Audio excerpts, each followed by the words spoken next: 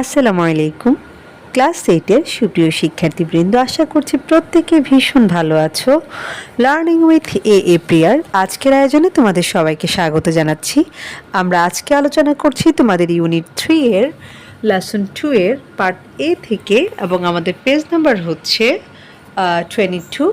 এর আগের ভিডিওতে আমি এই ইউনিটের লেসন 1-এর পার্ট ডি পর্যন্ত বিস্তারিত আলোচনা করেছি। সেই আলোচনাগুলো যদি তোমাদের কারোর প্রয়োজন বলে মনে হয় তাহলে প্লেলিস্টে গিয়ে দেখে নিতে পারো, এবং আমার প্লেলিস্টের লিঙ্কটা আমি কমেন্ট বক্সে দিয়ে রেখেছি। তো চলো আজকের আলোচনা শুরু করি। আমাদের পার্ট এতে দেওয়া ইনস্ট্রাকশানে বলছে read and recite the poem. Read মানে হচ্ছে পড়া, আর রিসাইট মানে হচ্ছে আবৃত্তি, অর্থাৎ কবিতাটা পড়ো এবং আবৃত্তি করো।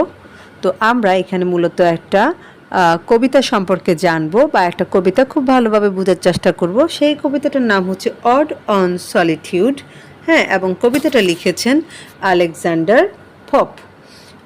Odd on solitude. হ্যাঁ, সলিটিউড মানে হচ্ছে নিঃসঙ্গতা বা একাকিত্ব, আর অড মানে হচ্ছে গান, অর্থাৎ নিঃসঙ্গতার গান, আমরা এইভাবে বলতে পারি। তো প্রথম লাইনটা বলছে হ্যাপি দ্য ম্যান, অর্থাৎ সেই মানুষটাই হচ্ছে সুখী, অথবা আমরা যদি কবিতার ভাষায় বলি তাহলে এইভাবে বলতে পারি যে সুখী সেই জন হুজ উইশ অ্যান্ড কেয়ার, যার চাওয়া পাওয়া, এমনিতে কেয়ার মানে আমরা যত্ন বলি, কিন্তু এখানে যেহেতু এটা একটা কবিতা তাই আমরা এখানে ইচ্ছা এবং যত্ন এইভাবে না বলে আমরা বলতে পারি চাওয়া পাওয়া। হ্যাঁ, a few paternal across bound. Bound মানে হচ্ছে সীমাবদ্ধ, অর্থাৎ এই যে সুখী হচ্ছে সেই মানুষটা, বা সেই মানুষটাই সুখী যার চাওয়া পাওয়া কয়েক একর পৈতৃক জমির মধ্যেই সীমাবদ্ধ। হ্যাঁ, প্যাটার্নাল মানে হচ্ছে পৈতৃক। তারপর বলছে content to breathe his native air. Content মানে হচ্ছে তৃপ্তি। হ্যাঁ, আর এয়ার মানে হচ্ছে বাতাস, ব্রেথ মানে হচ্ছে নিঃশ্বাস নেওয়া। আর এখানে নেটিভ বলতে বোঝানো হচ্ছে তার জন্মভূমি, বা সে যে এলাকায় জন্ম নিয়েছে বা বেড়ে উঠেছে সেই এলাকা কে ইন্ডিকেট করা হচ্ছে। তাহলে আমরা এভাবে বলতে পারি, অর্থাৎ যে কিনা নিজের জন্মভূমির বাতাসে নিঃশ্বাস নিয়েই তৃপ্ত। ইন হিজ ওন গ্রাউন্ড, এবং নিজের ভূমিতেই সে বসবাস করে। অর্থাৎ এভাবে আমরা বলতে পারি যে তৃপ্তির নিঃশ্বাস নিতে পারে, হ্যাঁ, নিজ ভূমিতে। এভাবেও খুব সহজে বলা যায়। তার মানে এই যে 4টা লাইন আমরা পড়লাম, এই 4টা লাইনকে যদি আমরা একসাথে বাংলা বলি তাহলে এরকম হয় যে সুখী সেই মানুষ বা সুখী সেই জন যার চাওয়া পাওয়া সীমিত থাকে কয়েক একর পৈতৃক জমির ভিতরে, এবং যে কিনা নিজের জন্মভূমির বাতাসেই নিঃশ্বাস নিতে পারে এবং নিজের ভূমিতে বসবাস করে তৃপ্তি পায়, সেই মানুষটাই মূলত সুখী মানুষ। মানে কি, আমরা এই যে আমাদের পৈতৃকভাবে আমরা হয়তো অল্প কিছু জমি পাই, হ্যাঁ, বা আমরা যেখানে বড় হই আর কি, বা যেটুকু জায়গায় আমাদের বসবাস ওইটুকু নিয়ে যদি আমরা তৃপ্ত থাকি, বা ওইটার ভিতরে যদি আমরা মানে আমাদের ভিতর যদি আর বাড়তি কোনো কিছু লোভ কাজ না করে, বা ওটা নিয়ে আমরা শান্তিতে থাকি, আমরা তৃপ্ত যে এতটুকুই আমার জন্য ইনাফ, এটা যদি আমাদের মনের ভিতর থাকে তাহলেই মাত্র আমরা সুখী হতে পারবো। এরপর বলছে হুজ হার্ডস উইথ মিল্ক। হ্যাঁ, এখানে হার্ড মানে হচ্ছে গরুর পাল, অর্থাৎ যার গরুরা দুধ দেয়, হ্যাঁ, অথবা যার গরু থেকে দুধ আসে। Whose fields with bread. এমনিতে ব্রেড মানে আমরা রুটি বলি, তো এখানে রুটি না বলে আমরা শস্য বলতে পারি বা অন্ন বলতে পারি, মানে খাবার যেটা আর কি। হ্যাঁ, অর্থাৎ আমরা তো এই যে মাঠ থেকে অনেক কিছু পাই, চাল ডাল গম সবই পাই, তো সেই ক্ষেত্রে আমরা বলতে পারি যার মাঠে জন্মায় শস্য, অথবা যার মাঠ শস্য দেয়। Whose flocks supply him with attire. Attire মানে হচ্ছে আমরা যেসব জামা কাপড় পরি সেগুলো, পরিধেয় বস্ত্র যেগুলা, বা পরিচ্ছদ বলে অনেক ক্ষেত্রে। আর ফ্লক মানে হচ্ছে পশুর পাল, এবং আমরা যদি বাংলা করি তাহলে এরকম দাঁড়ায় যে যার পশুর পাল দেয় পরিধেয় বস্ত্র। Whose trees in summer yield him shade. Shade মানে হচ্ছে ছায়া, এবং যার হচ্ছে কি দেয়, গাছেরা গ্রীষ্মকালে তাকে ছায়া দেয়। ইন উইন্টার ফায়ার, এবং শীতে দেয় তাকে উষ্ণতা বা তাপ। অর্থাৎ এই যে আমাদের যদি গাছ থাকে নিজেদের, সেই গাছ আমাদের কি করে, গ্রীষ্মকালে ছায়া দেয়, তাই না? এবং শীতকালে এই যে গাছের যে লতা পাতা ঢালপালা রয়েছে সেগুলো জ্বালিয়ে কিন্তু আমরা আবার তাপ পেতে পারি বা উষ্ণতা পেতে পারি। তার মানে দেখো, আমাদের লাইফে কিন্তু সুখী হওয়ার জন্য খুব বেশি কিছুর প্রয়োজন নেই। আমাদের যদি অল্প কিছু জমি জমা থাকে যেখানে আমরা বেড়ে উঠতে পারি বা যেখানে আমরা বসবাস করতে পারি, হ্যাঁ, আমার নিজের যে পৈতৃক ভিটা সেটাতে যদি আমি স্বস্তিতে নিঃশ্বাস নিতে পারি, তাহলেই কিন্তু আমার ভিতরে একটা তৃপ্তি কাজ করার কথা, তাই না? এবং এই যে অল্পে যারা সন্তুষ্ট থাকে তারাই শুধুমাত্র সুখী হতে পারে। এবং কবি আরও বলছেন, আমাদের যদি ধরো নিজেদের গরু থাকে, সেই গরু থেকে যদি দুধ আসে, আমাদের যে জমি আছে সেই জমি থেকে যদি আমাদের ফসল আসে, অথবা আমাদের যে ভেড়া আছে, হ্যাঁ, বা পশু রয়েছে, তারা যদি আমাদেরকে বস্ত্র দেয়, হ্যাঁ, এখানে ফ্লক বলতে ভেড়াদেরকে ইন্ডিকেট করা হচ্ছে আর কি, হ্যাঁ। তো আমরা ভেড়াও বলতে পারি, আবার চাইলে আমরা পশুর পালও বলতে পারি। তারপর ধরো আমাদের যদি গাছপালা থাকে এবং সেই গাছপালা আমাদের গ্রীষ্মকালে ছায়া দেয় এবং শীতকালে যদি উষ্ণতা দেয়, তাহলে আমাদের আর কি লাগে জীবনে সুখী হওয়ার জন্য, তাই না? ওকে, তারপরের অংশে বলছে দেখো, ব্লেসড। ব্লেসড মানে হচ্ছে সৌভাগ্যবান অথবা ধন্য, আমরা এভাবে বলতে পারি, ধন্য সেই ব্যক্তি হু ক্যান আনকনসার্নলি ফাইন্ড, আনকনসার্নলি মানে হচ্ছে অবচেতন মনে, হ্যাঁ, অবচেতনভাবে, যে কিনা অবচেতনভাবেই পায় hours, days and years slide soft away. Hour মানে ঘন্টা, হ্যাঁ, ডেজ মানে হচ্ছে দিন। যেহেতু এখানে অ্যাজ যুক্ত আছে, তাহলে আমরা বলতে পারি ঘন্টাগুলো, দিন মানে অনেকগুলা দিনের কথা বলছে, অনেকগুলা ঘন্টার কথা বলছে, হ্যাঁ। তারপর বৎসরের পর বৎসরের কথা বলছে। আর সফট অ্যাওয়ে, এমনিতে সফট মানে হচ্ছে নরম, তো আমরা এখানে নরম না বলে আমরা স্বাচ্ছন্দ্য বলতে পারি, হ্যাঁ। অর্থাৎ যার ঘন্টা, দিন, বছরগুলো হচ্ছে স্বাচ্ছন্দ্যে চলে যায়। অ্যাওয়ে মানে হচ্ছে চলে যাওয়া, হ্যাঁ। তো দেখো, অর্থাৎ ধন্য সেই ব্যক্তি বা সৌভাগ্যবান সেই ব্যক্তি যে কিনা অবচেতনভাবে দেখে যে তার ঘন্টা, দিন, বছরগুলো খুব স্বাচ্ছন্দ্যে চলে যাচ্ছে। অর্থাৎ যার লাইফে আসলে তেমন কোনো সমস্যা নেই, খুব স্বাভাবিকভাবে তার জীবনটা চলে যাচ্ছে, হ্যাঁ।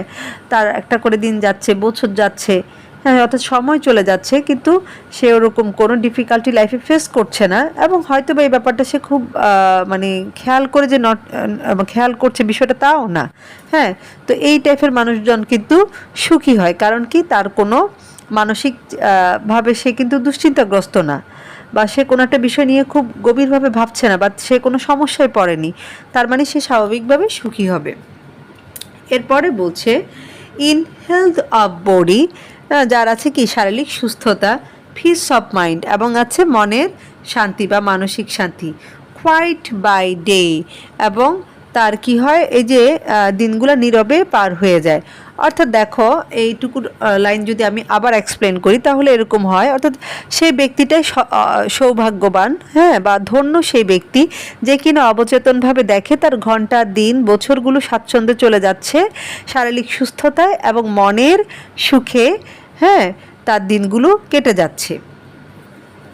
তো আমাদের যদি কোনো ধরনের রোগবালাই না থাকে, মানসিক অশান্তি যদি না থাকে, তাহলে আমাদের দিনগুলো এমনিতেই সুন্দরভাবে পার হয় এবং আমরা সুখী হতে পারি। তারপরের অংশে বলছে দেখো, সাউন্ড স্লিপ বাই নাইট, যার হচ্ছে রাতে ভালো ঘুম হয়, স্টাডি অ্যান্ড এজ মানে হচ্ছে আরাম, আর স্টাডি মানে তো জানোই তোমরা, পড়াশোনা, অর্থাৎ যে কিনা রাতে সুন্দরভাবে ঘুমাতে পারে, বা যার রাতে গভীর ঘুম হয়, ভালো পড়াশোনা হয়, বিশ্রাম হয়, টুগেদার মিক্সড, অর্থাৎ সব কিছু মিলেমিশে একসাথে, সুইট রিক্রিয়েশন মানে হচ্ছে অবসর, এবং সব কিছু মিলেমিশে একটা ভালো অবসর যার কাটে। অ্যান্ড ইনোসেন্স, হ্যাঁ, ইনোসেন্স মানে হচ্ছে এখানে নিষ্পাপ বা পবিত্রতা বোঝাচ্ছে। হুইচ মোস্ট ডাজ প্লিজ মানে হচ্ছে আনন্দ, যা সবচেয়ে বেশি আনন্দ দেয়। With meditation. মেডিটেশন মানে হচ্ছে ধ্যান, হ্যাঁ, ধ্যানের সাথে যুক্ত হয়ে, অর্থাৎ যার কিনা রাতে গভীর ঘুম হয়, ভালো পড়াশোনা ও বিশ্রাম হয়, এগুলো সব কিছু মিলেমিশে তার একটা মধুর বা খুব প্রশান্তিময় একটা অবসর হয় বা বিনোদন হয়। এবং এর সাথে আছে কি পবিত্রতা, যেটা কিনা সবচেয়ে বেশি আনন্দ দেয়। এবং তার এই যে পবিত্রতা বা তার এই যে গভীর ঘুম, পড়াশোনা, বিশ্রাম, এগুলোর সাথে যদি ধ্যানের যে গভীরতা বা ধ্যানটাকেও যদি যুক্ত করা যায়, তাহলে তার যে অবসরটা সেটা আরও বেশি মধুময় হবে বা এটা আরও বেশি মানে প্রশান্তিদায়ক হবে। তার মানে কি, দেখো, আমাদের তৃপ্ত হওয়ার জন্য বা খুব বেশি প্রশান্তি পাওয়ার জন্য আমাদের রাতে একটা ভালো ঘুম হওয়া দরকার, হ্যাঁ, ভালো পড়াশোনা দরকার, একটুখানি বিশ্রামের দরকার, সেই সাথে আমাদের পবিত্র হতে হবে, হ্যাঁ, মনটা আমাদের নিষ্পাপ হতে হবে। এবং আমাদের যদি মেডিটেশনের একটা ব্যাপার যদি থাকে, তাহলে সব কিছু মিলেমিশে আমাদের যে আনন্দ সেটা আরও বেশি প্রশান্তিদায়ক আনন্দ হবে। এবং সর্বশেষ যে প্যারা সেখানে বলছে ডাজ লেট মি লাইভ, অর্থাৎ আমি এইভাবেই বাঁচতে চাই, আনসিন আননোন, হ্যাঁ, অর্থাৎ আনসিন মানে হচ্ছে অদৃশ্য, হ্যাঁ, অজানা, অর্থাৎ আমি এমনভাবেই বাঁচতে চাই যে আমি অদৃশ্য থাকবো, হ্যাঁ, অচেনা থাকবো, এইভাবে আমি বাঁচতে চাই। আমার অত বেশি আমি চাই না যে আমাকে অনেক বেশি মানুষ চিনুক বা আমার সম্পর্কে জানুক, হ্যাঁ, আমি এইভাবেই আমার জীবনটা কাটাতে চাই আর কি। ডাজ আনল্যামেন্টেড লেট মি ডাই, আনল্যামেন্টেড মানে হচ্ছে বিলাপহীন, অর্থাৎ এই যে মানুষ যখন মারা যায় বা কারোর মৃত্যুতে আমরা কি করি, আমরা প্রচণ্ড কান্নাকাটি করি বা আমরা আমাদের শোক প্রকাশ করি, কিন্তু কবি বলছে আমি এরকম চাই না, হ্যাঁ, উনি চাচ্ছেন নিঃশব্দে মৃত্যুবরণ করতে, হ্যাঁ। Still from the world and not a stone, পৃথিবী থেকে কি নিঃশব্দে উনি সরে যেতে চাচ্ছেন। স্টিল মানে হচ্ছে এমনি চুরি, আমরা এখানে চুরি না বলে বলবো যে হারিয়ে যাওয়া অথবা সরে যাওয়া, অর্থাৎ তিনি নিঃশব্দে পৃথিবী থেকে বিদায় নিতে চাচ্ছেন, সহজ কথা হচ্ছে এটা। And not a stone tell where I lie, এবং একটা পাথরেও যেন বলতে না পারে আমি কোথায় আছি। এটার মানে হচ্ছে যে পাথরের কথা যে বলছে, এটার মানে হচ্ছে ওই যে আমরা মানুষ যখন মারা যায় আমরা কি করি, আমাদের কবরের গায়ে একটা ইয়ে লিখে রাখি যে যিনি মারা গেছেন সেই মৃত ব্যক্তির নাম, তার জন্মসাল বা মৃত্যুর তারিখ, এগুলো আমরা লিখে রাখি, খোদাই করে রাখি, তাই না? তো কবি সেটাও চান না। তো তাহলে দেখো, খুবই চমৎকার একটা কবিতা।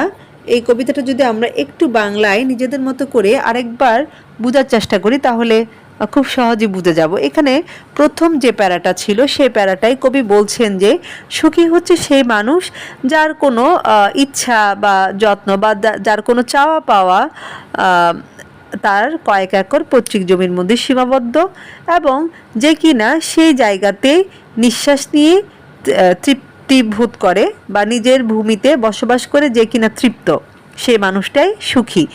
আবার কবি এটাও বলছেন যে সেই মানুষটা সুখী যার কিনা গরু থেকে দুধ আসে, হ্যাঁ, যার মাঠে ফসল জন্মায়, যার ভেড়ার পাল তাকে এই যে বস্ত্র দেয়, যার গাছেরা তাকে গ্রীষ্মকালে ছায়া দেয় এবং শীতকালে উষ্ণতা দেয়, হ্যাঁ।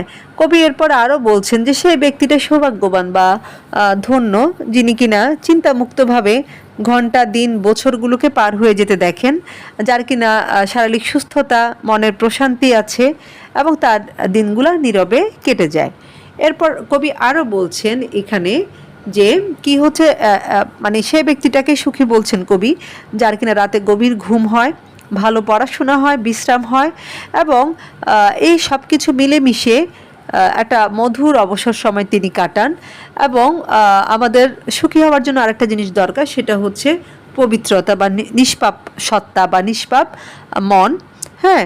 এবং এটার সাথে যদি আমরা ধ্যানটাকেও যুক্ত করতে পারি, তাহলে আমরা যে আনন্দটা পাবো সেটা আরও অনেক বেশি হবে, হ্যাঁ। তারপর এই যে কবির যে আকাঙ্ক্ষাগুলো, হ্যাঁ, খুবই সিম্পল একটা লাইফ, যে তার কয়েক একর জমি থাকবে, গরুর পাল থেকে দুধ আসবে, অর্থাৎ তার যে খাবার দাবারের ব্যাপারটা বা একটা মানুষের জীবন ধারণের জন্য কি কি প্রয়োজন হয়, প্রয়োজন হয় হচ্ছে বাসস্থান। তো এই বাসস্থানটা তিনি কিন্তু পৈতৃকভাবে পেয়ে যাচ্ছেন। এরপরে হচ্ছে অন্ন, অন্ন বস্ত্রের কথা আমরা বলি, অর্থাৎ খাদ্য। তো খাদ্য হচ্ছে উনি তার মাঠ থেকেই পাচ্ছেন, গরুর পাল থেকে পাচ্ছেন। বস্ত্রের ব্যাপারটাও তাই, তার যে ভেড়ার পাল রয়েছে সেখান থেকে তিনি বস্ত্রের সংস্থানটা করতে পারছেন। হ্যাঁ, তারপর ধরো আমাদের আরও কি লাগে, আমাদের জীবনের জন্য হচ্ছে অবসর লাগে বা বিনোদনের প্রয়োজন হয়, এবং কবি বলছেন যে হ্যাঁ এটাও যদি কারোর কাছে থেকে থাকে যে পর্যাপ্ত বিশ্রাম সে নিতে পারছে বা তার বিনোদনের ব্যবস্থা রয়েছে, হ্যাঁ, তাহলেও সে কিন্তু সুখী হয়। তার মানে টোটাল কবিতাতে বোঝানো হচ্ছে কিভাবে আমরা সিম্পলি একটা সুন্দর জীবন যাপন করতে পারি। অর্থাৎ অতিরিক্ত আকাঙ্ক্ষা বা লোভ আমাদেরকে কি করে, আমাদেরকে হচ্ছে ব্যস্ততার দিকে ধাবিত করে, এবং আমরা দেখা গেল যে অনেক বেশি পাওয়ার আশায় বা অনেক বেশি টাকা ইনকামের জন্য বা বিশাল একটা বাড়ি করার জন্য, গাড়ি কেনার জন্য আমরা কিন্তু দিনরাত ছুটাছুটি করি, এবং এই ছুটাছুটিটা আসলে অর্থহীন। হ্যাঁ, এটা করতে গিয়ে দেখা গেল যে আমাদের জীবনের যে সময়টা আমরা আল্লাহ তাআলার কাছ থেকে নিয়ে এসেছি সেই সময়টাই শুধু পার হয়ে যায়, আমরা কিন্তু জীবনটাকে উপভোগ করতে পারি না। হ্যাঁ, তো আমরা খুব সাধারণভাবে কিন্তু জীবনটাকে উপভোগ করতে পারি। সামান্য একটু জমি, খাবার দাবার, বা এই যে আমাদের বস্ত্রের যদি সংস্থান হয়ে থাকে, বা আমরা যদি শারীরিক মানসিকভাবে সুস্থ থাকি, তাহলেই কিন্তু আমাদের এই যে ঘন্টা, দিন বা বছর বলতে যেটা বোঝানো হচ্ছে, অর্থাৎ আমাদের হায়াত বা আমাদের যে সময়টা পৃথিবীতে, ওই সময়টা আমরা সুন্দরভাবে পার করতে পারি। হ্যাঁ, তারপর কবির আরও একটা আকাঙ্ক্ষা রয়েছে, সেটা হচ্ছে কবি চায় না যে উনাকে একেবারে সবাই চিনুক বা জানুক। হ্যাঁ, উনি হচ্ছেন একেবারে নীরবে, নিজের নিবৃতে নিজের মতো করে বাঁচতে চান, যেখানে কেউ কিনা তাকে কোনো ঝামেলা করবে না তার সাথে। অর্থাৎ হয় না, যারা অনেক অনেক বেশি পরিচিত বা আমাদের যারা এখন সেলিব্রিটি বা আমরা আশেপাশে যাদেরকে দেখি, হয় কি তারা রাস্তাঘাটে বের হতেই পারে না, তাই না? আমাদের নর্মাল মানুষদের মতো কিন্তু তারা রাস্তায় বের হতে পারে না। দেখা গেল যে পরিচিত কেউ একজন, ইভেন সেলিব্রিটি তো অনেক বড় ব্যাপার, আমরা যদি সাধারণ একজন ইউটিউবারের সাথে আমাদের রাস্তায় দেখা হয়, আমরা কি করি, সেলফি তোলার জন্য সবাই একেবারে দৌড়ঝাঁপ শুরু করে দিই, তাই না? এবং অটোগ্রাফ চাই, নানান কিছু আমরা করে থাকি। তো কবি এই ধরনের লাইফটা আসলে চান না, তিনি একেবারে নিজের মতো করে নিজের জীবনটাকে যাপন করতে চান। এবং কবি এটাও বলেছেন তার মৃত্যুতে কেউ যেন শোক প্রকাশ না করে, তিনি একেবারে নিঃশব্দে মৃত্যুবরণ করতে চান। তিনি এমনভাবে পৃথিবী থেকে বিদায় নিতে চান যাতে করে অন্য কেউ এই ব্যাপারটা জানতেও না পারে, এবং উনি মারা যাওয়ার পরেও বিষয়টা নিয়ে যাতে করে কোনো হইচই না হয় বা কেউ যেন এটা না জানে, সেজন্য উনি চান না ওনার কবরে কোনো ওই যে নামটা লেখা থাকুক বা এরকম করে ওনার ওখানে কিছু একটা বাধাই করা থাকুক, এই জিনিসটাও কবি চান না। তো খুবই চমৎকার একটা কবিতা। হ্যাঁ, আমাদের আসলে খুবই জীবনমুখীও একটা কবিতা। এই কবিতা আমাদেরকে আসলে একটা সরল জীবন যাপনের যে আনন্দ সেটাই বোঝানোর চেষ্টা করেছে। আমি জানি না তোমাদের কার কেমন লেগেছে কবিতাটা, আমার পার্সোনালি এই কবিতাটা ভীষণ ভালো লেগেছে। হ্যাঁ, আসলে আমি যদি রিয়েলাইজ করি, দেখা গেল যে বা আমরা প্রত্যেকে যদি প্রত্যেকের জায়গা থেকে রিয়েলাইজ করি জিনিসটা, যে আমরা কেমন জীবন চাই, এটা যদি আমরা বুঝতে পারি, তাহলে দেখবা যে আমাদের জীবনটা আরও বেশি অর্থবহ হবে। হ্যাঁ, আরও বেশি সুন্দর হবে। তো তোমাদের প্রত্যেকের সুন্দর এবং সুখী জীবন কামনা করে আমি আজকের মতো এখানেই শেষ করছি, এবং পরবর্তী টপিকে আমি হচ্ছে পার্ট বি থেকে আলোচনা করব। সে পর্যন্ত সবাই ভালো থাকো, সুস্থ থাকো, আর আমাকেও তোমাদের দোয়ায় রাখবে। দেখা হচ্ছে পরের ভিডিওতে। সে পর্যন্ত আল্লাহ হাফিজ।